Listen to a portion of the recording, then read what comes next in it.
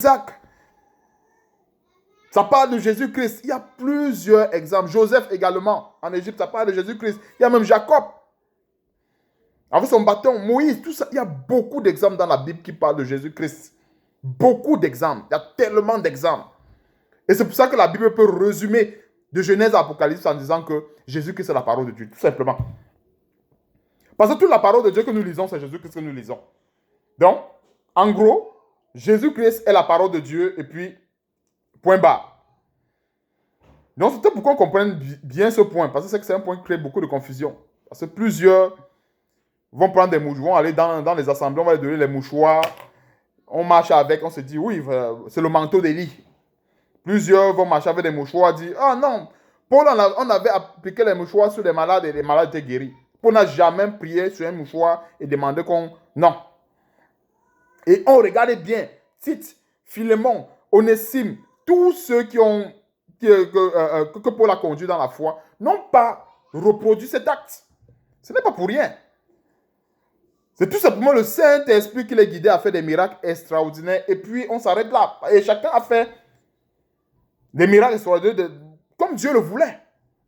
Comme Dieu le voulait. Donc, c'est là que je veux m'arrêter. Donc, je rends grâce à Dieu pour ce message. Parce que ce message m'a également béni. Et je l'espère aussi pour ceux qui vont l'écouter, que ça bénira aussi plusieurs. Et que ça détachera aussi le cœur de l'idolâtrie. Parce qu'en fait, c'est ça le fond du message. Que ça détache beaucoup le cœur des chrétiens de l'idolâtrie. Parce que l'idolâtrie, ce n'est pas une bonne chose. Quand je ne parle pas de l'idolâtrie, c'est quand on se met à idolâtrer la puissance de Dieu via un homme de Dieu, via un conducteur ou bien via un pasteur. Non, on se met à idolâtrer ce qu'il a. Parce qu'on a lu dans la Bible le manteau d'Élie. On a lu dans la Bible les lingettes que les apôtres appliquaient. Non, pas les apôtres de temps pour moi, j'ai fait un lapsus. Les lingettes qui étaient appliquées sur les malades et qui avaient touché le corps de l'apôtre Paul. On a lu dans la Bible les malades qu'on plaçait sur des couchettes et que quelques-uns, et souvent on ne s'arrête même pas sur les détails, on dit bien quelques-uns, pas tous les malades, quelques-uns. L'ombre de pierre couvrait quelques-uns, pas tout le monde, quelques-uns. Donc encore dans cet exemple, il y a la foi. Et la foi nous demande de ne pas prendre les choses de Dieu en vain.